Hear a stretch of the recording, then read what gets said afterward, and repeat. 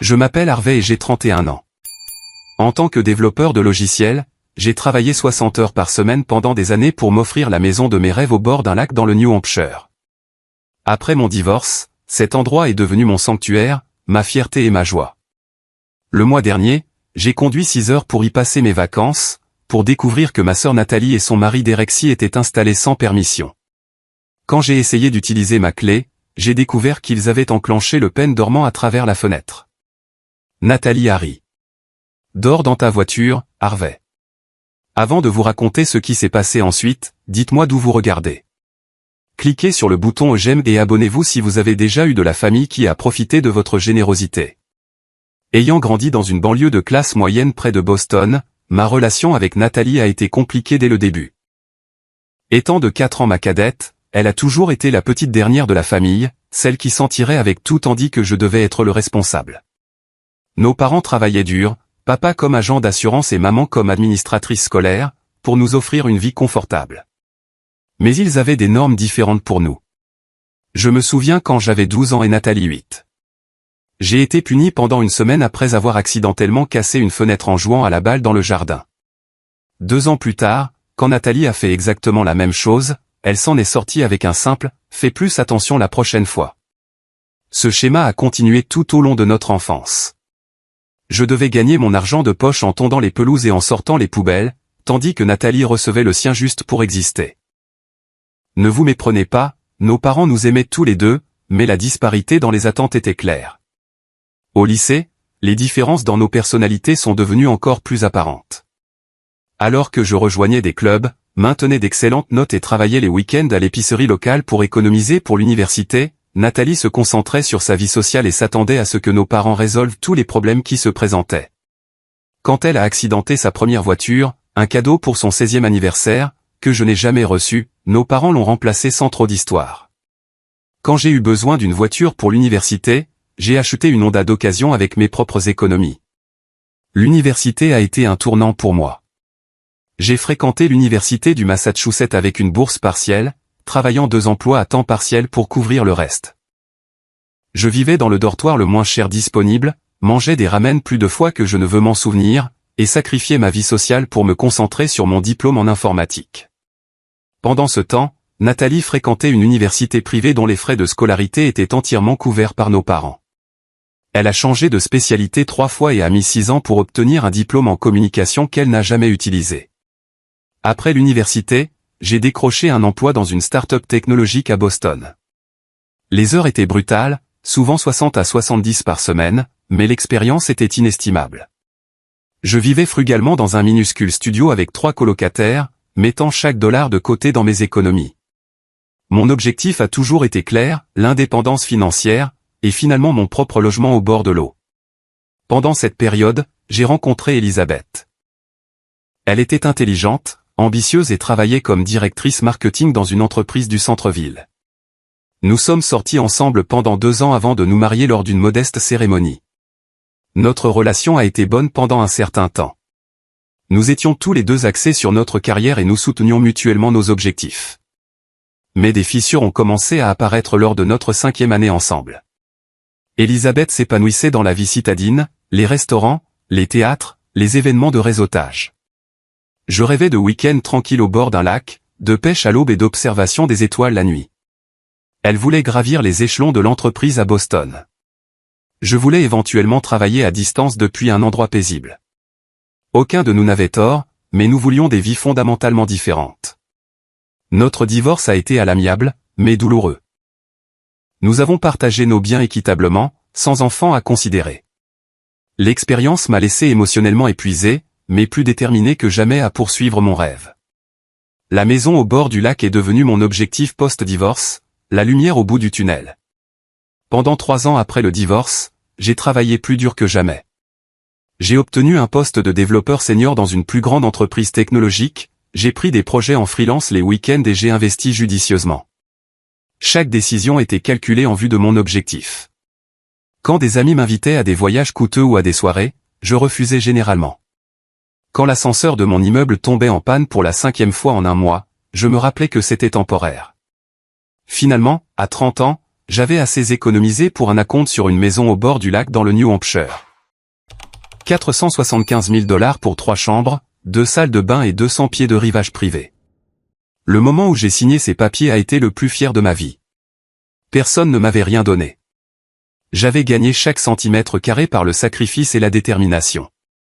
Pendant ces années d'épargne et de travail, ma relation avec Nathalie est devenue de plus en plus distante. Elle a épousé Derek peu après l'université, un type en qui je n'ai jamais eu confiance. Derek parlait beaucoup de ses entreprises, mais semblait passer d'une combine pour devenir riche rapidement à une autre. Ils vivaient bien au-dessus de leurs moyens, postant des photos de vacances coûteuses tout en envoyant simultanément des SMS à nos parents pour des prêts temporaires. Je recevais des SMS occasionnels de Nathalie, généralement quand elle avait besoin de quelque chose. Les messages les plus récents avaient laissé entendre des problèmes financiers. Ils avaient été expulsés de leur appartement à Boston, disait-elle, à cause d'un malentendu avec leur propriétaire. J'ai exprimé ma sympathie mais j'ai gardé mes distances, ayant appris par des expériences passées que s'impliquer dans leur chaos financier ne faisait qu'encourager un comportement plus irresponsable. Quand j'ai décidé de prendre 2 semaines de congé pour des vacances bien méritées dans ma maison au bord du lac, je n'ai pas parlé de mes plans à beaucoup de gens. Je l'ai mentionné brièvement à nos parents qui étaient en voyage en Europe, un voyage planifié de longue date pour célébrer leur 40e anniversaire. Rétrospectivement, j'ai réalisé que Nathalie devait avoir entendu parler de mes plans par eux. Tout ce que je voulais, c'était la paix et la tranquillité, 2 semaines de pêche, de lecture sur la terrasse et de décompression après des mois de projets de codage intensif. Je n'avais aucune idée que ces plans étaient sur le point d'entrer en collision avec la pire trahison familiale que j'ai jamais vécue. Le trajet jusqu'à la maison du lac était censé être le début de ma relaxation. 6 heures de route avec mes podcasts préférés, le stress de la ville s'estompant progressivement à chaque kilomètre. Je me suis arrêté à mon épicerie habituelle à environ 30 minutes du lac, faisant des provisions pour 2 semaines. Des steaks pour le barbecue, de la bière locale, des légumes frais et assez de café pour alimenter mes plans de pêche matinaux. En tournant sur le chemin privé menant à ma propriété, j'ai remarqué quelque chose d'étrange. Des traces de pneus dans le gravier qui ne correspondaient pas à ma voiture. Je n'avais pas eu de visiteur depuis que mon ami Tom était venu pour un week-end de pêche il y a 2 mois. Pourtant, je n'y ai pas trop pensé. Peut-être que la société de gestion immobilière que j'ai engagée pour des vérifications occasionnelles était passée. Puis je les ai vues, 3 voitures garées dans mon allée. Une Jeep rouge que j'ai reconnue comme étant celle de Derek, une berline bleue que je ne reconnaissais pas, et un VUS blanc avec des plaques du Massachusetts. Mon estomac s'est noué alors que je me garais derrière elle, bloquant la Jeep. Quelque chose n'allait pas du tout. À travers les grandes fenêtres de devant, je pouvais voir des lumières allumées à l'intérieur et du mouvement, plusieurs personnes. Ce n'était pas un cambriolage. Quiconque était là s'était installé confortablement. J'ai attrapé mon sac de sport et mes courses et me suis dirigé vers la porte d'entrée. Un mélange de confusion et de colère grandissant à chaque pas. En approchant, je pouvais entendre de la musique et des rires. Utilisant ma clé, j'ai essayé de déverrouiller la porte, mais la clé ne tournait pas. C'est là que j'ai réalisé que le pen dormant était enclenché, une serrure que j'utilisais rarement car elle nécessitait une clé différente que je gardais dans un tiroir à l'intérieur. J'ai frappé fermement. Le volume de la musique a baissé et j'ai entendu des voix chuchoter. Finalement, des pas se sont approchés et le rideau de la fenêtre de la porte s'est écarté. Le visage de Nathalie est apparu, passant de l'alarme à la reconnaissance, puis, de manière très troublante, à l'amusement. « Harvey, qu'est-ce que tu fais ici ?» a-t-elle demandé à travers la porte fermée, comme si j'étais le visiteur inattendu. « Ce que je fais ici ? C'est ma maison, Nathalie. »« Qu'est-ce que vous faites ici ?» ai-je répondu, luttant pour garder ma voix calme. Elle a ouvert la porte de quelques centimètres, la chaîne de sécurité toujours en place. « Maman et papa ont mentionné que tu n'utilisais pas la maison pendant un moment, alors on a pensé qu'on pourrait y rester un peu. Notre situation d'appartement a capoté. » Ils n'ont rien dit de tel, ai-je répondu, sentant ma patience s'évaporer. Je leur ai spécifiquement dit que je prenais des vacances pour venir ici. Je suis ici pour 2 semaines à partir d'aujourd'hui. Derek est apparu derrière Nathalie. Une bière à la main, ma bière artisanale, ai-je remarqué, provenant du réfrigérateur que j'avais approvisionné lors de ma dernière visite. « Salut mec », dit-il avec un sourire narquois. Léger malentendu. Mais on est bien installé maintenant. On te garde la maison, en quelque sorte. Garder la maison. Je ne pouvais pas croire ce que j'entendais. Je n'ai jamais demandé de gardien. Ce sont mes vacances. Vous devez faire vos valises et partir. Le visage de Nathalie s'édurcit. Tu as toujours été si égoïste, Harvey. Tu as cette immense maison pour toi tout seul, et tu ne peux même pas laisser ta sœur y rester quand elle a besoin d'aide. Tu te souviens quand maman et papa disaient que tu devais partager tes jouets? Nous ne sommes plus des enfants, et ce n'est pas un jouet. C'est ma maison pour laquelle j'ai travaillé des années à me payer, ai-je dit, ma voix s'élevant malgré mes efforts pour rester calme. En regardant par-dessus eux, je pouvais voir deux autres personnes affalées sur mon canapé en cuir, un homme et une femme que je ne reconnaissais pas. Mon matériel de pêche avait été déplacé de son emplacement de rangement soigné et empilé en désordre dans un coin. Des bouteilles de bière vides jonchaient la table basse que j'avais commandée sur mesure à un menuisier local. Écoutez, dis-je, essayant une approche différente. J'ai planifié ces vacances depuis des mois. J'ai besoin de cette pause. Vous pouvez rester dans mon appartement en ville si vous avez besoin d'un endroit. Derek a ri. Ton appart en ville? Cette petite boîte? Non merci, mec. On est bien ici. Il a pris une longue gorgée de ma bière. D'ailleurs, on a dit à des amis qu'ils pouvaient venir ce week-end. On ne peut pas annuler maintenant. J'ai essayé de pousser la porte pour l'ouvrir. Ce n'est pas une discussion. C'est ma propriété, et je vous dis de partir. Derek a repoussé, son gabarit de 1m88 dominant facilement ma tentative. Ne rends pas les choses moches, frérot. On est de la famille, non? La famille ne se fait pas ça, ai-je rétorqué. À ce moment-là, leurs amis s'étaient approchés, curieux de la confrontation. L'un d'eux, un grand type avec un tatouage sur le bras, semblait mal à l'aise avec la situation. La femme, cependant, semblait amusée par tout ça. Harvey, dit Nathalie avec une patience exagérée, comme si elle expliquait quelque chose à un enfant. Tu as toujours dit qu'on pouvait utiliser la maison du lac n'importe quand. Tu te souviens, à l'anniversaire de maman et papa. Je l'ai regardé, incrédule. Ce que j'avais réellement dit, c'est qu'ils pourraient me rejoindre au lac un jour, pas prendre possession de ma maison sans permission. Ce n'est pas ce que j'ai dit. Et tu le sais très bien, ai-je répondu. Maintenant, ouvre cette porte. J'ai conduit toute la journée. J'ai des courses qui fondent dans ma voiture et je veux entrer dans ma propre maison. Nathalie a échangé un regard avec Derek, une communication tacite passant entre eux. Puis elle a haussé les épaules et a fermé complètement la porte. Désolé, Harvey, a-t-elle crié à travers la porte. On a des projets ce week-end. Peut-être que tu devrais appeler la prochaine fois avant de conduire jusqu'ici. Je suis resté là, sous le choc, les sacs de course devenant lourds dans mes bras. Nathalie, ouvre cette porte tout de suite. Ai-je crié, martelant la porte avec ma main libre. À travers la fenêtre, je pouvais la voir s'éloigner, rejoignant ses amis dans le salon. Derek est resté un instant, me lançant un regard suffisant avant de fermer les rideaux. Le volume de la musique a de nouveau augmenté. J'ai posé mes sacs et j'ai essayé d'appeler le téléphone de Nathalie. Je pouvais l'entendre sonner à l'intérieur, mais elle a refusé l'appel. J'ai essayé 3 fois de plus avec le même résultat. Je lui ai envoyé un texto, c'est ridicule. Ouvre la porte maintenant. Après 10 minutes à frapper, appeler et envoyer des textos sans réponse, j'ai fait le tour de la maison, regardant par les fenêtres. Ce que j'ai vu a fait bouillir mon sang. Ils avaient complètement pris possession des lieux, des vêtements éparpillés dans ma chambre, du maquillage sur le comptoir de ma salle de bain, des bagages inconnus empilés dans la chambre d'amis. Dans la cuisine, ils avaient poussé mes articles de garde-manger organisés pour faire de la place à de la malbouffe et plus d'alcool. Alors que le crépuscule approchait, je suis retourné à la porte d'entrée pour une dernière tentative. Cette fois, Nathalie est venue à la fenêtre, l'a ouverte d'une fente et a dit en riant, « Dors dans ta voiture, Harvey ». Puis elle a refermé le rideau, son rire rejoint par d'autres à l'intérieur. Je suis resté là, humilié et enragé, alors que la réalité de ma situation s'imposait. Ma propre sœur m'avait enfermé hors de ma maison. La maison pour laquelle j'avais sacrifié des années de ma vie et dans laquelle elle faisait la fête avec ses amis, à mes frais. La nuit passée dans ma voiture a été l'une des expériences les plus inconfortables de ma vie, tant physiquement qu'émotionnellement. Ma berline n'était pas conçue pour dormir. Le siège ne s'inclinait que jusqu'à un certain point, et du haut de mon 1m80, je devais plier mes jambes maladroitement pour m'y loger. La température est tombée dans les 4 degrés Celsius, typique d'une nuit de printemps dans le New Hampshire.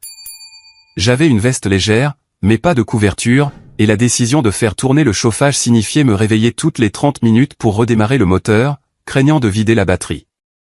Mais l'inconfort physique n'était rien comparé au tumulte émotionnel. Chaque fois que je fermais les yeux, je voyais le visage moqueur de Nathalie à la fenêtre. « Dors dans ta voiture, Harvey. » La cruauté désinvolte de ma propre sœur, quelqu'un avec qui j'avais grandi, partagé des souvenirs d'enfance, me laissait abasourdi. Malgré nos chemins de vie différents, je n'aurais jamais imaginé qu'elle puisse me traiter de cette façon. Tout au long de la nuit, la fête a continué à l'intérieur de ma maison. La basse de leur musique vibrait à travers les fenêtres et j'entendais occasionnellement des rires forts ou des cris.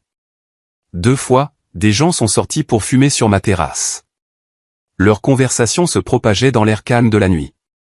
Ils discutaient de leurs plans pour le week-end, utiliser mon bateau, faire un barbecue avec d'autres amis qui arrivaient, tout cela dans ma maison, avec mes biens, sans ma permission. J'ai essayé d'appeler Nathalie plusieurs fois de plus.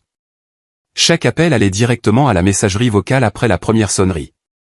J'ai laissé des messages de plus en plus fermes. Nathalie, c'est totalement inacceptable. Laisse-moi entrer maintenant. Puis, vous êtes des intrus dans ma maison. C'est illégal. Et enfin, si vous n'ouvrez pas cette porte d'ici le matin, j'appelle la police. J'ai aussi essayé nos parents. Mais avec le décalage horaire en Europe, c'était le milieu de la nuit pour eux. J'ai laissé un bref message leur demandant d'appeler dès que possible, ne voulant pas gâcher leur voyage d'anniversaire, mais désespéré d'une intervention. Le sommeil est venu par bribes brèves et inconfortables. À l'aube, j'étais raide, froid, affamé et plus résolu que jamais à récupérer ma propriété. J'ai regardé le lever du soleil sur le lac, la scène paisible contrastant fortement avec mon trouble intérieur, et j'ai attendu de voir du mouvement à l'intérieur de la maison. Vers 8 heures du matin, je me suis de nouveau approché de la porte d'entrée et j'ai frappé fermement. Derek a répondu, l'air débraillé et avec la gueule de bois, mais pas moins suffisant que la veille. « Salut, frérot, dit-il, n'ouvrant la porte que d'une fente. T'as vraiment dormi dans ta voiture ? C'est de la détermination. Ça a assez duré, dis-je, ma voix rauque à cause de la nuit froide. Laissez-moi entrer dans ma maison maintenant, ou j'appelle les autorités. Quelque chose de dangereux a brillé dans les yeux de Derek. Il a ouvert la porte plus largement et est sorti à moitié, utilisant sa carrure plus imposante pour m'intimider. Écoute attentivement, dit-il à voix basse. Si tu appelles les flics, on leur dira que tu nous as donné la permission de rester ici. C'est ta parole contre la nôtre, et on est 4 contre 1.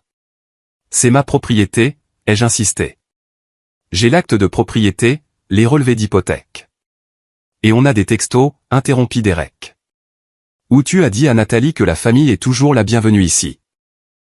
D'ailleurs, comment tu crois que ça va paraître, toi essayant de mettre ta propre sœur à la rue? Tu veux être ce type-là? Celui qui appelle les flics pour sa famille. Il me manipulait, et je le savais. Mais ces mots ont quand même touché un point sensible. La police prendrait-elle même cela au sérieux? Le considérerait-il comme un différend familial plutôt qu'une violation de propriété? Laisse-moi au moins entrer pour prendre quelques-unes de mes affaires, ai-je essayé. Peux pas faire ça, dit Derek avec un regret fin. On a changé le code de sécurité de ta super serrure intelligente, pour la sécurité. Tu comprends? Trop de clés qui traînent. Ma serrure intelligente, l'entrée secondaire par la porte latérale que j'avais installée pour plus de commodité, avait un code à clavier. La prise de conscience qu'ils m'avaient non seulement enfermé dehors, mais qu'ils avaient aussi pris le temps de pirater mon système de sécurité, m'a envoyé une nouvelle vague de violations. Alors que Derek se retirait à l'intérieur, j'ai fait le tour de la propriété, évaluant la situation. Ce que j'ai vu a approfondi mon sentiment de trahison. Mon bateau, une petite embarcation de pêche pour laquelle j'avais économisé pendant 3 ans, avait été déplacé de sa couverture protectrice. Des canettes de bière vides jonchaient le quai. La cuisine extérieure sur mesure montrait des signes d'un barbecue négligent, avec de la nourriture séchée collée sur le grill et des ustensiles coûteux laissés dehors dans la rosée du matin. En regardant par les fenêtres, j'ai pu voir d'autres preuves qu'ils étaient là depuis plus longtemps qu'une seule nuit. Le courrier s'était accumulé sur le comptoir, au moins une semaine de courrier. Mes bibliothèques soigneusement organisées avaient été dérangées. Les plantes que j'avais laissées florissantes pendaient maintenant de négligence. Au fur et à mesure que la matinée avançait, j'ai observé un schéma inquiétant de manque de respect pour ma propriété. 2 autres amis sont arrivés, accueillis avec enthousiasme par Nathalie. Ils ont déchargé plus d'alcool et ce qui ressemblait à des fournitures de fête. À travers la fenêtre, j'ai regardé quelqu'un déplacer nonchalamment ma collection de photographies encadrées pour faire de la place à une enceinte portable, en faisant tomber une au sol où le verre s'est fissuré. En milieu de journée, ils avaient déplacé la fête à l'extérieur, sur la terrasse et le quai. Je me suis approché prudemment, espérant que Nathalie serait plus raisonnable sans Derek immédiatement présent. Elle se prélassait sur l'une de mes chaises de patio, faisant défiler son téléphone pendant que ses amis jouaient de la musique depuis une enceinte Bluetooth. « Nathalie, nous devons parler, dis-je, en gardant mes distances pour ne pas paraître conflictuel. » Elle a levé les yeux, plissant les yeux contre le soleil du dimanche. « Toujours là, Harvey ? Je pensais que tu serais retourné à ton appartement maintenant. » « C'est ma maison, dis-je simplement. La maison pour laquelle j'ai travaillé 60 heures par semaine pendant des années. La maison pour laquelle je fais des paiements hypothécaires chaque mois. Comment peux-tu me faire ça ? Pendant un bref instant, quelque chose comme de la honte a traversé son visage. Puis elle s'est de nouveau durcie. Tu as toujours été le responsable, n'est-ce pas ? L'enfant parfait de maman et papa. Me faisant toujours sentir que je faisais tout de travers. Il ne s'agit pas de rivalité d'enfance, dis-je. Il s'agit de respect fondamental pour la propriété des autres. Propriété. Propriété. Propriété, a-t-elle imité. C'est tout ce qui t'importe, les choses. Pendant ce temps, ta propre sœur avait besoin d'un endroit où rester après avoir été expulsée et tu n'as même pas pris la peine de répondre à ses appels. C'était de l'histoire révisionniste. Elle avait envoyé un texto sur des problèmes financiers, mais n'avait jamais directement demandé à rester à la maison du lac. Et même si elle l'avait fait, cette embuscade et cette prise de contrôle hostile seraient toujours totalement inappropriées. Une des amies de Nathalie, une femme aux cheveux blonds courts qui avait écouté en silence, s'est levée maladroitement. « Peut-être que je devrais y aller, dit-elle, l'air mal à l'aise. Jordan et moi pouvons retourner en ville. »« N'importe quoi, » répondit sèchement Nathalie. Harvey était juste sur le point de repartir. Il a un appartement parfaitement bien à Boston. Je me suis adressé directement à l'ami. Je suis Harvey, le propriétaire de cette maison. Je n'ai invité personne à rester ici. Je suis enfermé hors de ma propre propriété. La femme, Jordan, avait apparemment la décence d'avoir l'air embarrassée. Je pensais que Nathalie avait dit que c'était une maison de vacances familiale que tout le monde partageait. Avant que je puisse répondre, Derek est sorti de la maison, portant une bouteille de scotch coûteuse que je gardais en réserve, un cadeau d'un client. « Et, j'ai trouvé le bon stock », annonça-t-il, soit ignorant délibérément la conversation tendue. J'ai regardé avec horreur alors qu'il versait nonchalamment de généreuses portions dans des gobelets en plastique. C'était une bouteille de scotch de 18 ans à $200, destinée à être sirotée et appréciée. Je me suis retiré dans ma voiture, réalisant que la confrontation directe ne fonctionnait pas. Je devais me regrouper et considérer mes options. En ville, j'ai trouvé un petit restaurant où je pouvais recharger mon téléphone, manger quelque chose et me vider la tête. J'ai de nouveau essayé nos parents, toujours pas de réponse. J'ai fait des recherches sur les lois sur les locataires, me demandant s'ils pouvaient revendiquer une sorte de droit de squatter, mais tout ce que j'ai trouvé confirmait qu'ils n'avaient aucun droit légal d'être là sans ma permission. En retournant à la maison en fin d'après-midi, j'ai constaté que la situation s'était encore dégradée. 2 autres voitures étaient arrivées. Un total de 7 personnes occupaient maintenant ma maison. La musique tonitruait de l'intérieur, et je pouvais sentir une odeur de marijuana s'échapper des fenêtres ouvertes. Sur le lac, quelqu'un utilisait mon bateau de manière imprudente, naviguant trop près du rivage. Par la fenêtre latérale, j'ai aperçu quelque chose qui m'a glacé le sang. Dans le bureau où je gardais mes biens les plus précieux, Derek manipulait les cannes à pêche artisanales de mon grand-père. Ce n'était pas n'importe quelle canne à pêche. C'étaient des héritages familiaux irremplaçables, fabriqués à la main par mon grand-père au fil de décennies de savoir-faire. Je les exposais soigneusement sur des supports muraux sur mesure, ne les utilisant même jamais par respect pour leur valeur sentimentale. Derek gesticulait avec l'une d'elles, faisant une sorte de blague à ses amis, la balançant nonchalamment comme si c'était un jouet. Alors que je regardais avec horreur, il a fait semblant de la lancer à l'intérieur de la maison, manquant de peu de heurter le ventilateur de plafond. C'est à ce moment-là que quelque chose s'est brisé en moi. Il ne s'agissait plus seulement de propriété. Il s'agissait de respect, d'héritage familial, de la violation fondamentale de tout ce que j'estimais. À cet instant, je savais ce que je devais faire. Avec une détermination renouvelée, j'ai essayé d'appeler nos parents une dernière fois. Cette fois-ci, ma mère a répondu, l'air somnole à cause du décalage horaire. « Harvey, est-ce que tout va bien ?» demanda-t-elle, l'inquiétude évidente dans sa voix. J'ai expliqué la situation aussi calmement que possible, bien que ma voix tremblait de colère refoulée. Nathalie et Derek ont pris possession de la maison du lac. Ils m'ont enfermé dehors, ont changé mes codes de sécurité, et ils utilisent et endommagent mes affaires. J'ai passé la nuit dernière à dormir dans ma voiture. Il y eut une longue pause. Ça ne ressemble pas à quelque chose que ta sœur ferait, dit finalement ma mère, le doute clair dans son ton. Maman, je suis devant ma propre maison en ce moment, regardant des étrangers utiliser ma propriété pendant que Nathalie et Derek font la fête à l'intérieur. Ils m'ont dit de dormir dans ma voiture. C'est en train de se produire. J'ai entendu la voix de mon père en arrière-plan poser des questions. Après une conversation étouffée, ma mère est revenue. On va essayer d'appeler Nathalie pour régler ça. Il doit y avoir un malentendu. Peut-être qu'elle pensait que tu n'arrivais que plus tard. Il n'y a pas de malentendu, ai-je insisté. Ils savent exactement ce qu'ils font. Ils sont ici depuis au moins une semaine d'après le courrier qui s'est accumulé. Laisse-nous lui parler, dit ma mère d'un ton conciliant. Je suis sûr qu'on peut résoudre ça sans drame.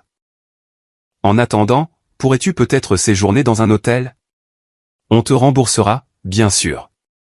Je ne pouvais pas croire ce que j'entendais. Donc, votre solution est que je paie pour un hôtel pendant que des intrus occupent la maison que je possède et pour laquelle j'ai travaillé des années à me payer. Ce ne sont pas des intrus, Harvey. C'est de la famille, répondit ma mère, une note de reproche dans sa voix. Cette attitude hostile n'aide pas, la conversation s'est poursuivie sur ce ton, mes parents étant réticents à accepter la gravité de la situation ou à prendre fermement mon parti contre Nathalie. Ils ont promis de l'appeler, mais leur conseil d'adieu était essentiellement de régler ça entre adultes et de se souvenir qu'elle est ta sœur. Après avoir raccroché, je me sentais plus seul que jamais. Le schéma établi dans l'enfance se poursuivait.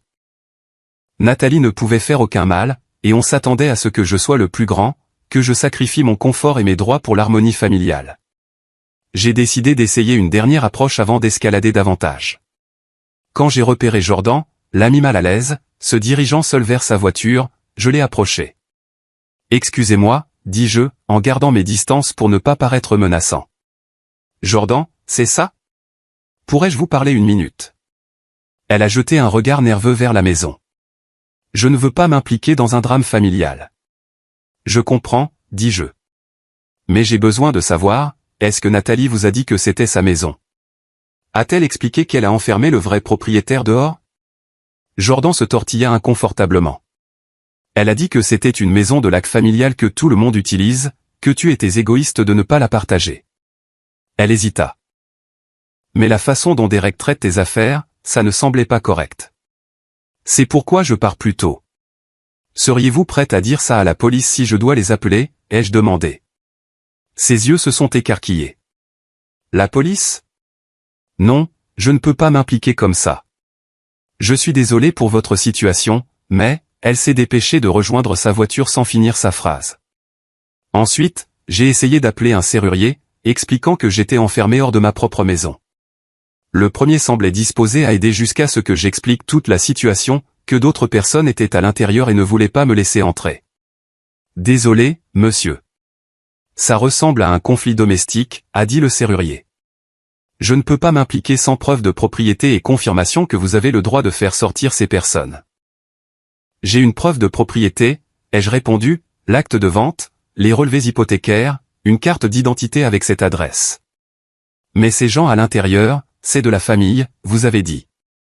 Ils pourraient prétendre être des locataires ou avoir la permission d'être là. Vous devez gérer ça par les voies légales appropriées.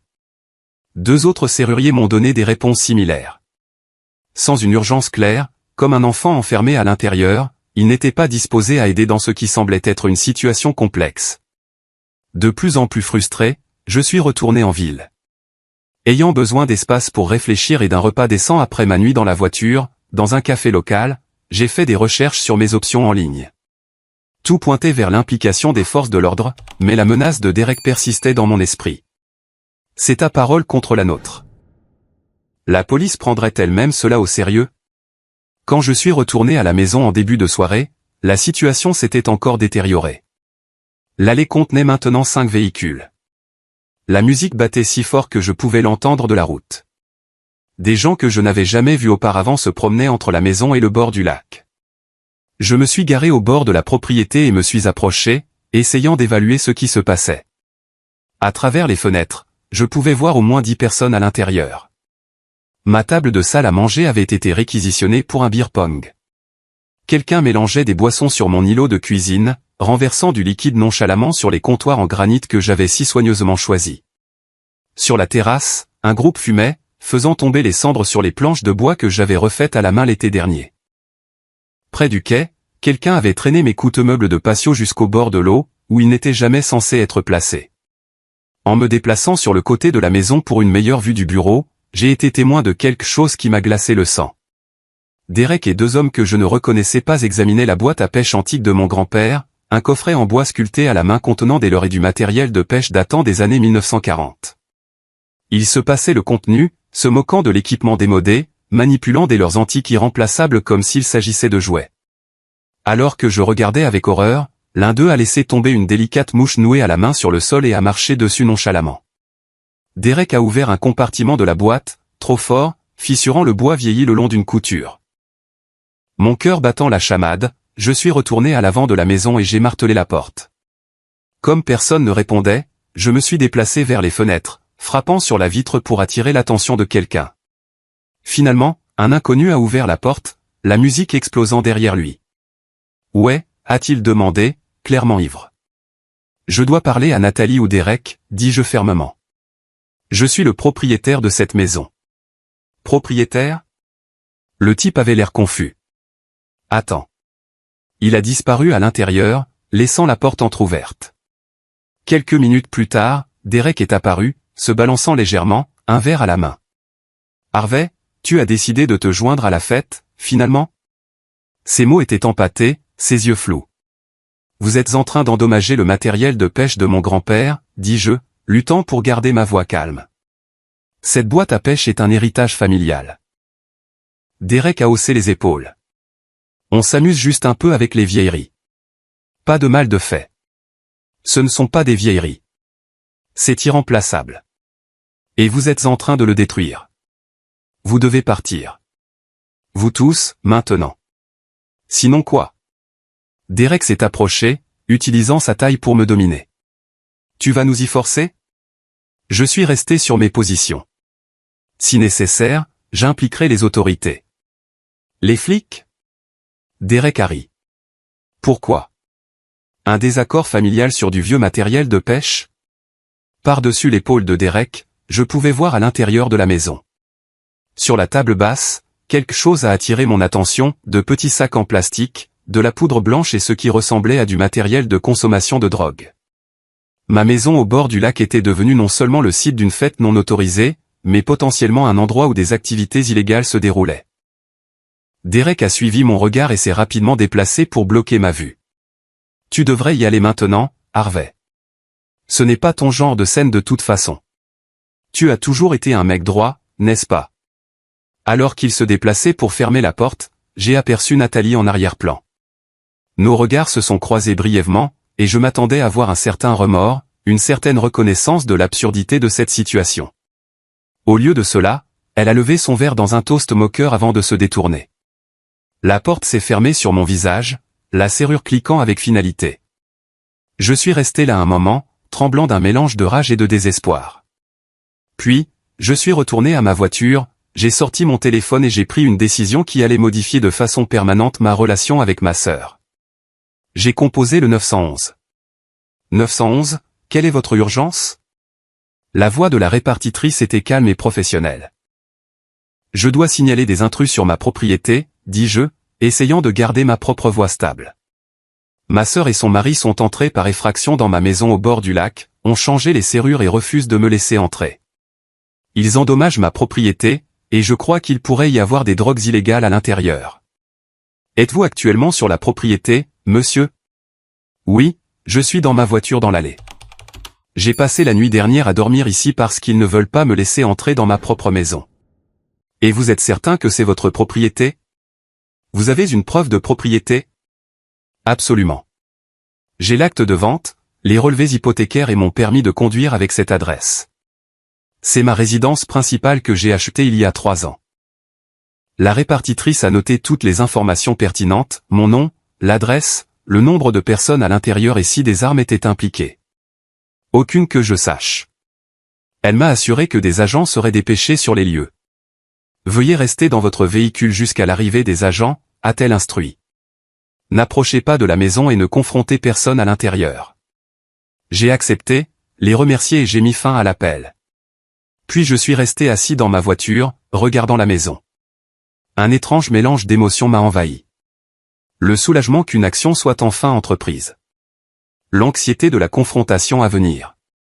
Et une profonde tristesse que ma relation avec ma sœur se soit détériorée à ce point. 20 minutes plus tard, 2 voitures de patrouille se sont arrêtées derrière moi, les gyrophares clignotant mais les sirènes éteintes. 4 agents en sont sortis, 2 hommes et 2 femmes. Je suis sorti de ma voiture pour les rencontrer, les mains visibles pour éviter tout malentendu. L'agent principal, l'officier Paul Jackson, s'est approché et s'est présenté. Monsieur Wilson, je comprends que vous signalez des intrus à votre résidence. Oui, c'est exact, ai-je confirmé, puis j'ai expliqué la situation en détail. Comment j'étais arrivé pour des vacances prévues et que j'avais trouvé ma sœur et son mari installés sans permission, ayant changé les serrures et refusé de me laisser entrer. Je leur ai montré mon permis de conduire avec l'adresse de la propriété, j'ai sorti des copies électroniques de mes relevés hypothécaires et de mon acte de vente sur mon téléphone, et j'avais même des photos de moi à la maison sur mon téléphone datant de visites précédentes. L'officier Jackson a écouté attentivement, puis a demandé, et vous avez mentionné une possible consommation de drogue. Oui, j'ai vu ce qui semblait être de la drogue et du matériel sur ma table basse lorsque la porte a été brièvement ouverte.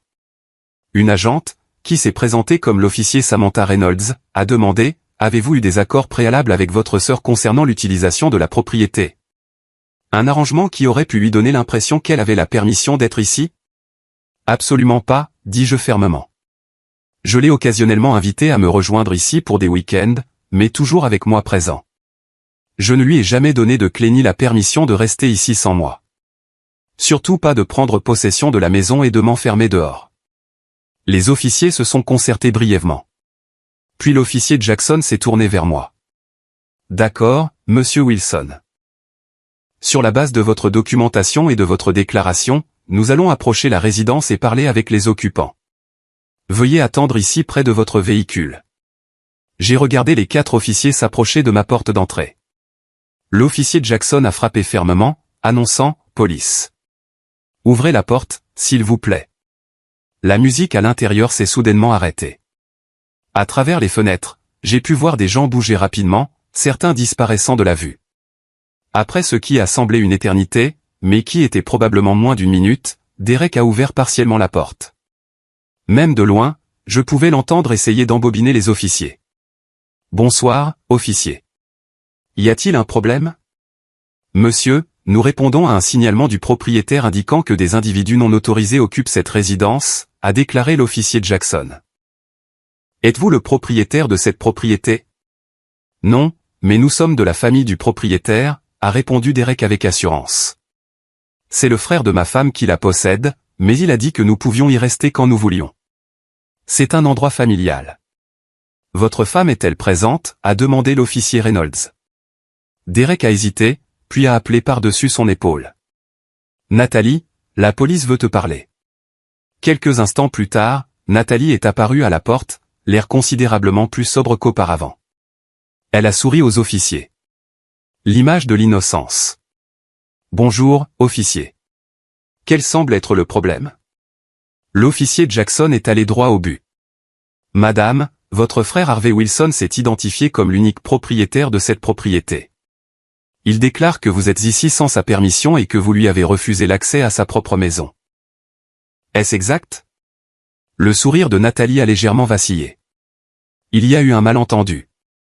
Harvey a toujours dit que la famille pouvait utiliser la maison du lac. On ne fait que profiter de son offre. vous a-t-il spécifiquement donné la permission d'être ici maintenant, sans sa présence, et de lui refuser l'entrée à son arrivée? A insisté l'officier Reynolds. Eh bien, pas exactement, mais... Madame, a interrompu l'officier Jackson. Monsieur Wilson a fourni une preuve de propriété et déclare qu'il ne vous a jamais donné la permission d'occuper la propriété sans lui, encore moins de l'enfermer dehors. Sur la base de ces informations, vous et toutes les personnes à l'intérieur devez quitter les lieux immédiatement. Derek s'est avancé agressivement. C'est ridicule. Nous sommes de la famille. Vous ne pouvez pas expulser la famille sur la parole d'une seule personne. Il est juste égoïste parce que nous nous amusons sans lui. Monsieur, veuillez reculer, a averti l'un des autres officiers. La propriété n'est pas déterminée par les liens familiaux. Si Monsieur Wilson est le propriétaire légal et ne vous a pas donné la permission d'être ici, vous êtes en violation de propriété. Nathalie a essayé une approche différente, sa voix prenant un ton blessé. Officier, mon frère et moi avions un accord verbal. Il est juste en colère parce que nous avions quelques amis. Si vous pouviez juste nous laisser lui parler. Vous avez eu amplement le temps de lui parler, a souligné l'officier Reynolds. Selon sa déclaration, il est arrivé hier et vous lui avez refusé l'entrée, le forçant à dormir dans sa voiture. Pendant que cette conversation se déroulait, j'ai remarqué que les deux autres officiers s'étaient déplacés vers des positions d'où ils pouvaient voir davantage l'intérieur de la maison. L'un d'eux a fait un geste à l'officier Jackson, qui a alors demandé « Madame, monsieur, nous devons entrer dans la résidence. Avons-nous votre permission ou devons-nous procéder différemment? » Vous ne pouvez pas entrer comme ça, a protesté Derek. Il vous faut un mandat ou quelque chose. En fait, monsieur, nous avons la permission du propriétaire, a répondu calmement l'officier Jackson. Et sur la base de ce que mon collègue a observé par la fenêtre, nous avons une cause raisonnable. Je ne pouvais pas voir exactement ce que l'officier avait repéré, mais le visage de Derek a changé instantanément. Il a essayé de fermer la porte, mais l'officier Jackson l'a bloqué avec son pied. Sortez, monsieur. Maintenant. Ce qui a suivi a été une avalanche d'activités. Les officiers sont entrés dans la maison, ordonnant à tout le monde à l'intérieur de se déplacer dans le jardin de devant. Un par un, les amis de Nathalie et Derek sont sortis, affichant des airs variés d'embarras, de défi ou d'ivresse. J'ai compté 11 personnes au total, bien plus que ce que j'avais initialement estimé. De ma position près de ma voiture, je pouvais entendre les officiers à l'intérieur, leur voix portant à travers la porte ouverte alors qu'ils menaient ce qui semblait être une perquisition. Il y a du matériel de consommation de drogue en vue sur la table basse, a crié l'un d'eux, et ce qui ressemble à des résidus de cocaïne. Un autre officier est sorti brièvement, parlant dans sa radio, demandant apparemment des unités supplémentaires. En quelques minutes, 2 autres voitures de patrouille sont arrivées. La tension dans le jardin de devant était palpable. Nathalie se tenait les bras croisés, alternant entre me foudroyer du regard et chuchoter frénétiquement à Derek. La plupart de leurs amis gardaient leur distance, ne voulant clairement aucune part à cette situation qui s'envenimait. L'officier Reynolds est sorti de la maison, s'approchant de Derek avec une expression sérieuse. « Monsieur, nous avons trouvé des substances illégales à l'intérieur de la résidence. À qui cela appartient-il » Derek a immédiatement pointé du doigt l'un de ses amis. « Ça doit être à Taylor. On ne prend pas de drogue. » L'ami, Taylor apparemment, a semblé choqué. « Quoi ? Pas du tout, mec. C'est toi qui as apporté ça. » La situation s'est rapidement détériorée à partir de là. Derek a commencé à crier sur Taylor, puis sur les officiers lorsqu'ils ont essayé de les séparer. Lorsque l'officier Jackson a posé une main sur l'épaule de Derek pour l'éloigner de la confrontation, Derek l'a poussé, une erreur critique. « Monsieur, vous êtes en état d'arrestation pour agression sur un officier de police, a annoncé l'officier Jackson, maîtrisant rapidement Derek avec des menottes alors qu'il continuait de se débattre et de crier. L'expression sur le visage de Derek alors que les menottes se refermaient était celle d'une incrédulité totale.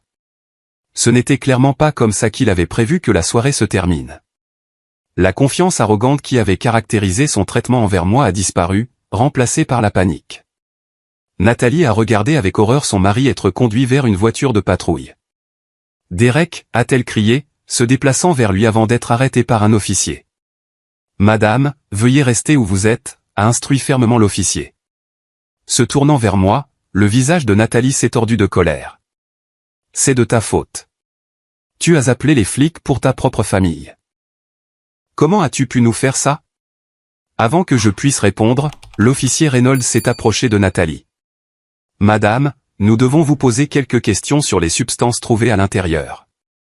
Ce qui a suivi a été une conversation tendue, Nathalie prétendant d'abord une ignorance totale de toute drogue.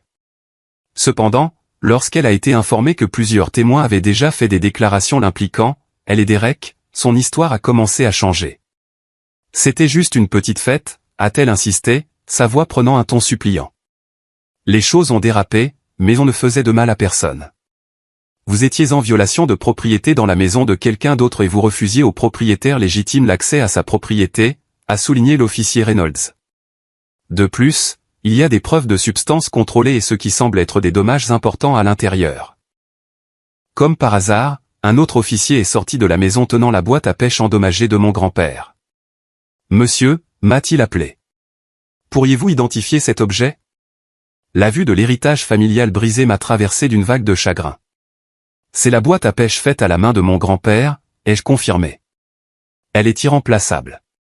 L'officier a hoché la tête, la cataloguant comme preuve de dommages matériels. Les instants suivants se sont déroulés dans un flou. Nathalie a également été menottée, accusée de violation de propriété et de possession. 2 de leurs amis, dont Taylor, ont également été arrêtés pour des accusations de drogue. Les autres ont été identifiés, ont reçu des avertissements pour violation de propriété et ont reçu l'ordre de quitter la propriété immédiatement. Alors que Nathalie était conduite vers une voiture de patrouille séparée, elle m'a regardé une dernière fois. La colère dans ses yeux avait cédé la place à autre chose. La peur, peut-être, ou la prise de conscience naissante des conséquences. Pendant un instant, j'ai presque eu pitié d'elle. Puis je me suis souvenu de la nuit passée dans ma voiture, du rire moqueur, de la destruction désinvolte de mes biens et de mes héritages familiaux. Monsieur Wilson, s'est approché l'officier Jackson. Nous aurons besoin de prendre votre déposition concernant les dommages matériels et la violation de propriété. Mais d'abord, ramenons-vous dans votre maison. Ces mots, votre maison, m'ont provoqué une boule inattendue dans la gorge. Après l'épreuve des dernières 24 heures, la perspective de récupérer mon espace était à la fois soulageante et accablante. Alors que les voitures de patrouille contenant Nathalie et Derek s'éloignaient, je suis resté dans mon allée à les regarder, un mélange complexe d'émotions m'envahissant.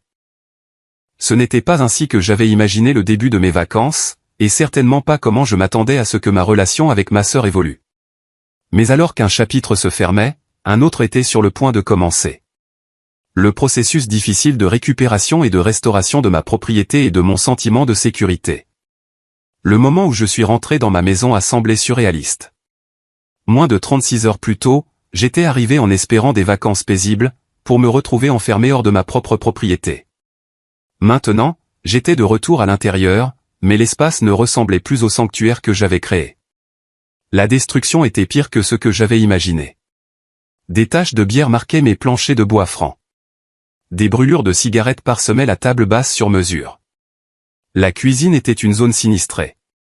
De la vaisselle sale empilée partout. De la nourriture laissée à pourrir sur les comptoirs. Et ce qui ressemblait à du vin éclaboussé sur le dosseret que j'avais minutieusement installé moi-même. L'officier Reynolds a fait le tour avec moi, documentant les dégâts pour son rapport. Vous devriez prendre des photos de tout, a-t-elle conseillé. Pour les assurances et au cas où vous décideriez de poursuivre pour des dommages civils. J'ai hoché la tête, engourdi, sortant mon téléphone pour commencer le sinistre catalogue. Dans le salon, mon système de divertissement avait été manipulé, des fils pendant au hasard là où quelqu'un avait apparemment essayé de déconnecter des composants. Le tapis, une pièce tissée à la main pour laquelle j'avais fait une folie pour unifier la pièce, était taché de ce qui sentait la bière renversée et qui sait quoi d'autre. Les chambres étaient également violées. Ma chambre principale avait été complètement envahie par Nathalie et Derek, leurs vêtements éparpillés partout, des taches de maquillage sur ma literie sur mesure, et ce qui semblait être des cendres de cigarettes sur la table de chevet. Les chambres d'amis étaient dans des états de désarroi similaires, avec des bagages et des effets personnels inconnus éparpillés partout. Dans la salle de bain, mes serviettes avaient été utilisées et laissées en tas humides sur le sol. Des articles de toilette coûteux que je gardais pour les invités avaient été utilisés ou laissés ouverts à sécher. Quelqu'un avait apparemment essayé de jeter quelque chose d'inapproprié dans les toilettes car elles étaient bouchées et avaient débordé à un moment donné, des dégâts d'eau visibles sur les carreaux du sol. Mais la découverte la plus douloureuse se trouvait dans le bureau, mon sanctuaire personnel. Les dommages au matériel de pêche de mon grand-père étaient encore pires que ceux que j'avais aperçus par la fenêtre. La boîte à pêche avait une fissure traversant son couvercle artisanal. Plusieurs des délicates mouches nouées à la main étaient écrasées ou manquantes. 2 des cannes à pêche avaient été cassées, irrémédiablement endommagées. C'était celle de mon grand-père, ai-je expliqué à l'officier Reynolds, la voix tendue. Il les a fabriquées lui-même au cours d'une vie de pêche. Elles ne peuvent pas être remplacées. Elle a hoché la tête avec sympathie, prenant des notes détaillées et des photos. Nous nous assurons que tout cela soit documenté pour les accusations. L'inventaire des dommages et des objets manquants a pris des heures. Parmi les objets que je n'ai pas pu localiser, une montre de valeur que mon père m'avait offerte pour mon 30e anniversaire, plusieurs bouteilles de spiritueux haut de gamme, une petite collection de leurres de pêche en argent qu'un client reconnaissant m'avait offerte, et environ $200 en espèces que je gardais dans un tiroir pour les urgences. Quand nous avons terminé, il était plus de minuit. Les officiers avaient été minutieux et professionnels tout au long du processus. Vous devrez venir au poste demain pour compléter votre déposition, m'a informé l'officier Jackson. En attendant, vous devriez peut-être envisager de changer vos serrures. Je les ai remerciés pour leur aide, une phrase qui semblait inadéquate étant donné comment ils m'avaient aidé à récupérer ma maison, et je les ai raccompagnés. Puis, je suis resté seul dans mon salon, entouré par les débris de ce qui aurait dû être ma retraite de vacances. Trop épuisé pour commencer à nettoyer, j'ai trouvé la chambre d'amis la moins endommagée, j'ai enlevé la literie et les remplacé par des draps propres du placard. J'ai pris une longue douche chaude, frottant la crasse et le stress de dormir dans ma voiture, puis je me suis effondré dans le lit. Malgré mon épuisement, le sommeil n'est pas venu facilement.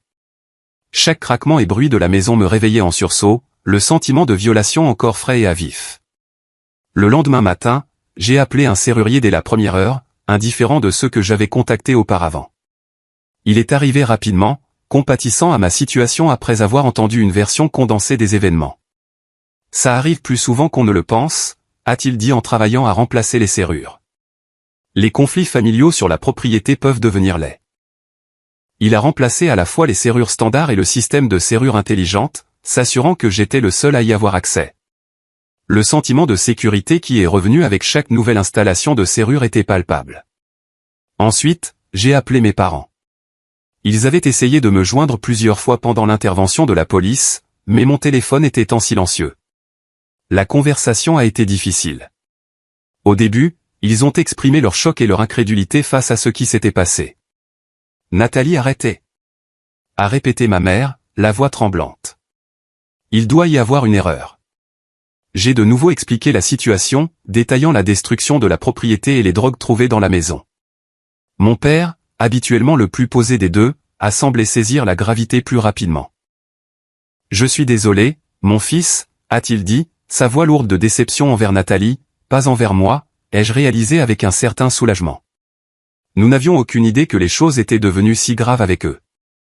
Nous savions qu'ils avaient des problèmes financiers, mais ça. Ma mère était plus partagée. N'aurais-tu pas pu gérer ça différemment? Nous appeler d'abord au lieu de la police. C'est ta sœur, Harvey. Maman, dis-je fermement. J'ai essayé de vous appeler. J'ai essayé de raisonner avec eux. Ils m'ont enfermé hors de ma propre maison, m'ont forcé à dormir dans ma voiture et ont détruit des héritages familiaux irremplaçables. Que aurais-tu voulu que je fasse? Le silence à l'autre bout en disait long. Finalement, mon père a dit, nous allons écourter notre voyage. Nous devrions être à la maison d'ici demain soir. Nous affronterons cela en famille.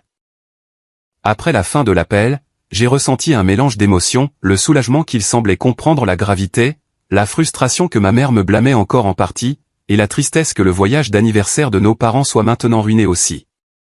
Le reste de la journée a été consacré au nettoyage, à la documentation et à la tentative de rétablir l'ordre dans ma maison. J'ai rempli 3 grands sacs poubelles de bouteilles vides, de contenants de nourriture et de débris. J'ai frotté les sols, les comptoirs et les salles de bain jusqu'à ce que mes mains soient à vif. Certaines tâches ne partiraient pas sans l'aide d'un professionnel, et certains articles étaient endommagés au-delà de toute réparation. Mais l'activité physique de nettoyage a aidé à canaliser ma colère et ma détresse en quelque chose de productif. L'après-midi, je me suis rendu au poste de police pour compléter ma déposition. Le processus était simple mais émotionnellement éprouvant, m'obligeant à raconter toute l'expérience en détail. j'ai appris que Nathalie et Derek étaient tous deux toujours en détention, faisant face à de multiples accusations, violation de propriété, dommages matériels, possession de substances contrôlées et, dans le cas de Derek, agression sur un officier. Leurs amis avaient été traités et libérés avec des dates de comparution fixées pour les accusations de drogue. Que se passe-t-il ensuite, ai-je demandé à l'officier en charge de mon cas. Ils auront une audience pour la caution, probablement demain, a-t-il expliqué. Compte tenu des accusations et des dommages matériels, je m'attends à ce que le juge fixe une caution. Le fait qu'ils puissent la payer dépend de leur situation financière. J'ai hoché la tête, me demandant si mes parents les libéreraient sous caution et ce que je pensais de cette possibilité. Vous devriez aussi savoir, a poursuivi l'officier, que nous avons trouvé des preuves suggérant qu'ils pourraient avoir été impliqués dans d'autres activités au-delà de ce que nous avons initialement observé. Quel genre d'activité, ai-je demandé, une nouvelle vague d'effroi m'envahissant. Il y avait plusieurs jeux de pièces d'identité dans leur possession, pas seulement les leurs, et de la correspondance suggérant qu'ils auraient pu utiliser votre adresse pour recevoir du courrier frauduleusement. Notre service de lutte contre la fraude enquête sur la question. Cette nouvelle information m'a frappé comme un coup physique. La violation était plus profonde que je ne l'avais réalisé. Ils n'avaient pas seulement utilisé ma maison pour une fête. Ils auraient pu utiliser mon identité et mon adresse à des fins que j'ignorais. De retour à la maison du lac, j'ai trouvé un message vocal d'un numéro que je ne reconnaissais pas. C'était Martin, mon voisin le plus proche, à environ un quart de mille le long du lac. Harvey, c'est Martin. Je voulais juste vérifier si tout allait bien. J'ai vu toute l'activité policière hier soir. Appelle-moi quand tu pourras. J'ai rappelé. Reconnaissant de l'inquiétude d'une voix amicale. Martin était un enseignant à la retraite de 72 ans qui vivait sur le lac depuis des décennies. Nous n'étions pas des amis proches, mais nous avions partagé des conseils de pêche et une bière occasionnelle les soirs d'été. Ces gens étaient là depuis au moins 10 jours, m'a dit Martin après que je lui ai expliqué la situation. Je pensais que c'était tes invités au début. Puis je les ai vus utiliser ton bateau de manière imprudente, manquant de peu de heurter un nageur le week-end dernier. J'ai essayé de t'appeler mais je n'ai pas réussi à te joindre. C'était une nouvelle information. Ma sœur et son mari avaient apparemment vécu dans ma maison, utilisant mes biens, pendant plus d'une semaine avant mon arrivée. Le niveau de préméditation était stupéfiant. Si tu as besoin d'une déclaration de témoin pour la police ou l'assurance, je suis heureux de la fournir, a offert Martin. J'ai des caméras de sécurité qui couvrent une partie du lac. Elles les ont peut-être filmées sur le bateau. Je les remerciai abondamment, prenant ses coordonnées pour les transmettre à la police. Son appel m'a rappelé que je devais également contacter ma compagnie d'assurance pour voir quels dommages pourraient être couverts. Ce soir-là, alors que j'étais assis sur ma terrasse à regarder le coucher de soleil sur le lac, essayant de retrouver un peu de la paix que cet endroit m'apportait habituellement, mon téléphone a de nouveau sonné. C'était mon père. Nous avons parlé à Nathalie, a-t-il dit, sa voix fatiguée et tendue. Elle n'assume pas la responsabilité de ses actes. Elle prétend toujours que tu as surréagi, que tout cela n'était qu'un malentendu.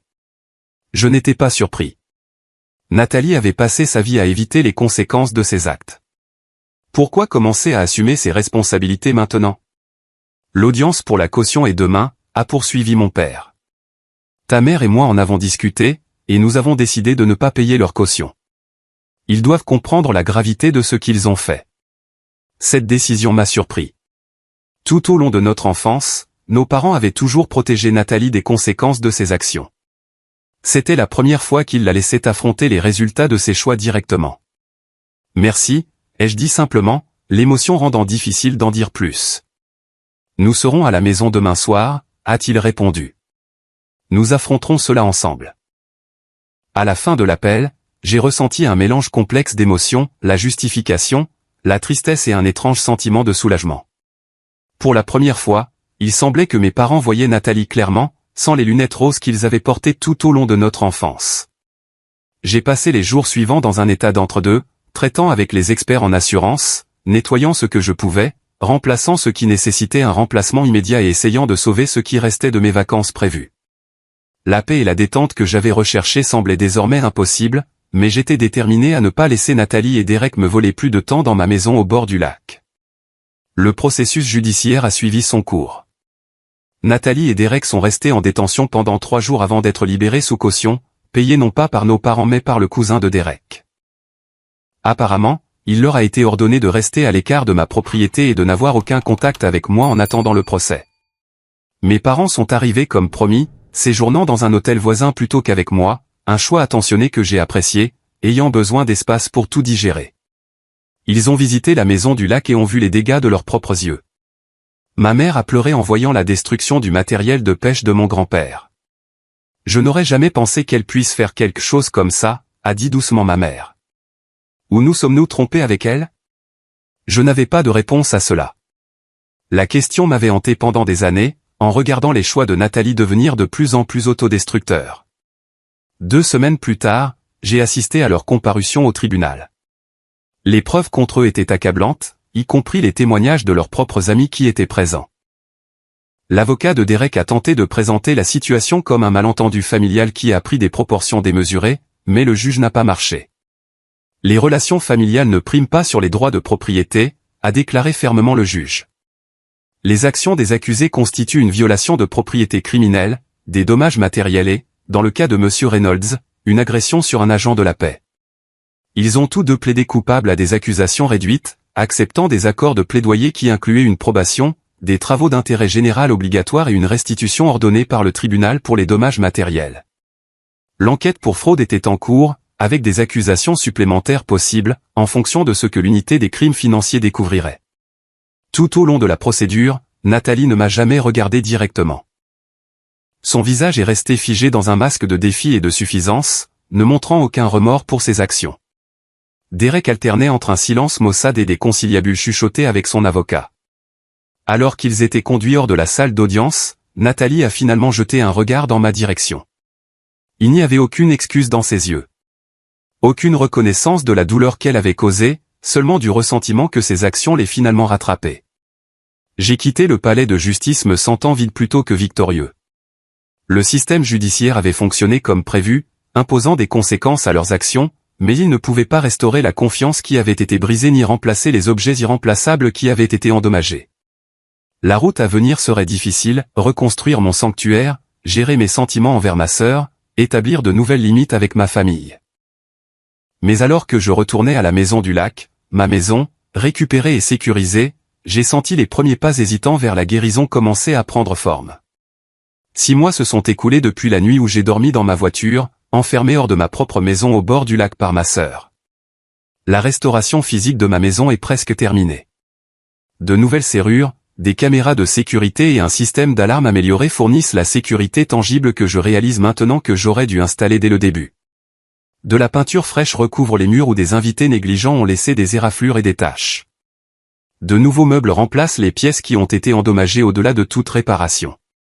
Pour un visiteur occasionnel, la maison est plus belle que jamais, mais la restauration invisible, la réappropriation de cet espace comme mon sanctuaire, a été un processus plus progressif. Pendant les premières semaines après l'incident, je sursautais à chaque son inattendu.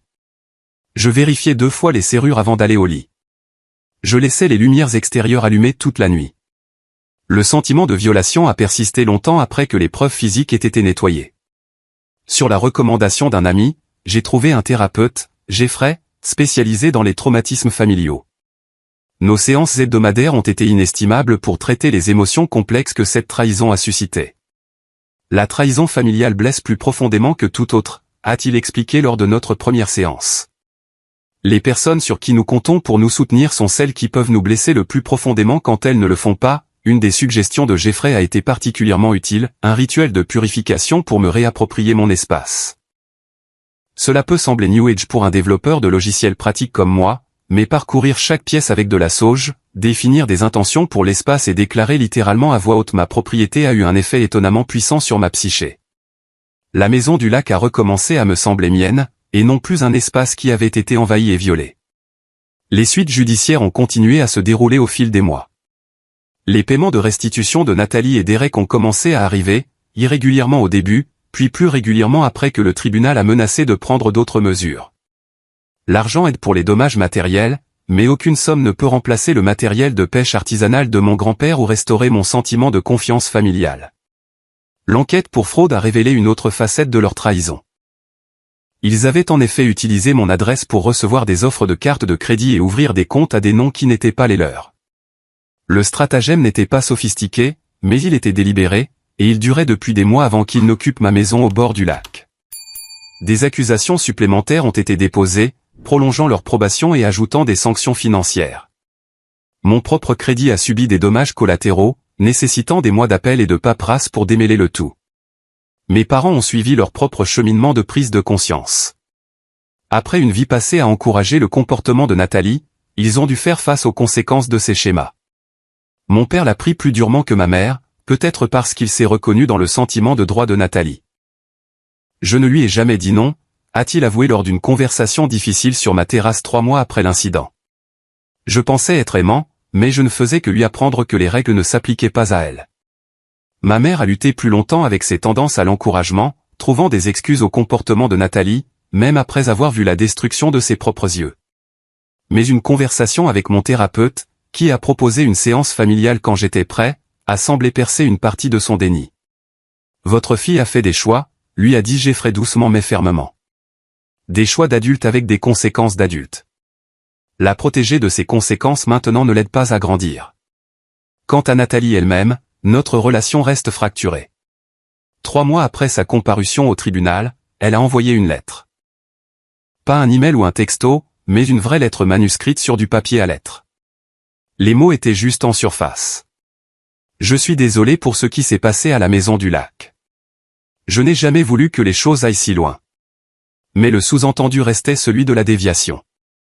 Si tu avais juste répondu à mes appels concernant mon besoin d'un endroit où rester, rien de tout cela ne serait arrivé. J'ai lu la lettre plusieurs fois, essayant de trouver un remords sincère entre les lignes d'auto-justification. Jeffrey m'a aidé à rédiger une réponse qui maintenait mes limites tout en laissant la porte entrouverte pour une guérison future, si et quand Nathalie serait vraiment prête à assumer la responsabilité de ses actes. Je prends acte de tes excuses, ai-je écrit. Les dommages causés à ma propriété peuvent être réparés ou remplacés. Les dommages causés à notre relation mettront plus de temps à guérir. Quand tu seras prête à parler de ce qui s'est réellement passé, pas seulement à la maison du lac, mais des schémas qui nous y ont conduits, je serai disposé à écouter. Je n'ai pas reçu de réponse. Je ne m'attends pas à en recevoir de sitôt. La guérison se fait à son propre rythme, et certaines personnes ne sont pas prêtes à faire le travail difficile qu'elle exige. Derek n'est plus dans le tableau.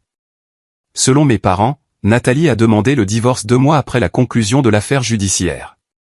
Ses problèmes juridiques continuent et son incapacité à conserver un emploi sont finalement devenus trop lourds, même pour elle, à justifier. Je ressens un mélange complexe d'émotions à propos de ce développement, le soulagement que son influence toxique soit retirée, la tristesse pour la douleur de Nathalie, et un espoir prudent que cela pourrait être le fond qu'elle devait toucher avant de reconstruire sa vie sur des bases plus saines. Quant à moi, la vie à la maison du lac est lentement revenue à la retraite paisible que j'ai toujours voulu qu'elle soit. J'ai fait plus d'efforts pour me connecter avec des voisins comme Martin, construisant une communauté de personnes qui veillent les unes sur les autres et sur leurs propriétés. J'ai installé un emplacement de bateau avec une couverture verrouillable pour mon nouveau bateau de pêche. Le règlement de l'assurance a couvert le remplacement de celui que Nathalie et Derek avaient endommagé au-delà de toute réparation. Plus important encore, j'ai reconstruit mon sens des limites concernant les obligations familiales. Travailler avec Jeffrey m'a aidé à comprendre que des limites saines ne sont pas égoïstes. Elles sont nécessaires pour des relations saines. Je ne me sens plus coupable de dire non lorsqu'on me demande des faveurs déraisonnables. J'ai appris à distinguer entre aider et encourager, entre générosité et se faire exploiter. Cette sagesse durement acquise m'a conduit à créer un petit groupe de soutien pour d'autres personnes confrontées à la trahison familiale. Nous nous réunissons tous les mois dans un café à Boston, partageant des histoires et des stratégies. Il a été guérissant de transformer mon expérience douloureuse en quelque chose qui aide les autres à naviguer dans des eaux similaires. Le week-end dernier, j'ai fait ma première sortie de pêche en solo depuis l'incident. Alors que j'étais assis dans mon bateau à l'aube, regardant la brume se lever du lac, j'ai ressenti un profond sentiment de paix s'installer en moi. La boîte à pêche et les cannes de mon grand-père ne pouvaient pas être remplacées. Mais j'avais monté les pièces cassées dans une boîte d'ombre sur le mur du bureau, un rappel non pas de la trahison, mais de son héritage de patience et de savoir-faire. À côté se trouve une nouvelle collection de matériel de pêche que je constitue progressivement. Des pièces choisies avec soin et intention. Les leçons de cette expérience sont gravées profondément dans ma conscience. Maintenant, la vraie famille respecte les limites. La générosité doit être accueillie avec gratitude, pas avec suffisance. Parfois, la chose la plus aimante que vous puissiez faire pour quelqu'un est de le laisser faire face aux conséquences de ses actes. Et peut-être plus important encore, la famille que vous choisissez peut parfois être plus fiable que la famille dans laquelle vous êtes né. Alors que j'écris ceci depuis ma terrasse, regardant un autre coucher de soleil peindre le lac d'Or et de cramoisi, je réalise que malgré tout, ou peut-être à cause de cela, j'ai trouvé une appréciation plus profonde pour cet endroit que j'ai lutté pour récupérer. Le sanctuaire n'est pas seulement dans l'espace physique, mais dans la paix que j'ai faite avec ma propre histoire. Avez-vous déjà dû fixer des limites difficiles avec des membres de votre famille? Qu'est-ce qui vous a aidé à traverser ce processus? Partagez vos expériences dans les commentaires ci-dessous. Et si mon histoire vous a plu, s'il vous plaît, cliquez sur le bouton j'aime, abonnez-vous pour entendre d'autres expériences de la vie réelle, et partagez avec quelqu'un qui pourrait avoir besoin d'entendre qu'il est normal de protéger ce qui lui appartient de droit. Merci d'avoir écouté et souvenez-vous, parfois les conversations les plus difficiles mènent à la croissance la plus nécessaire.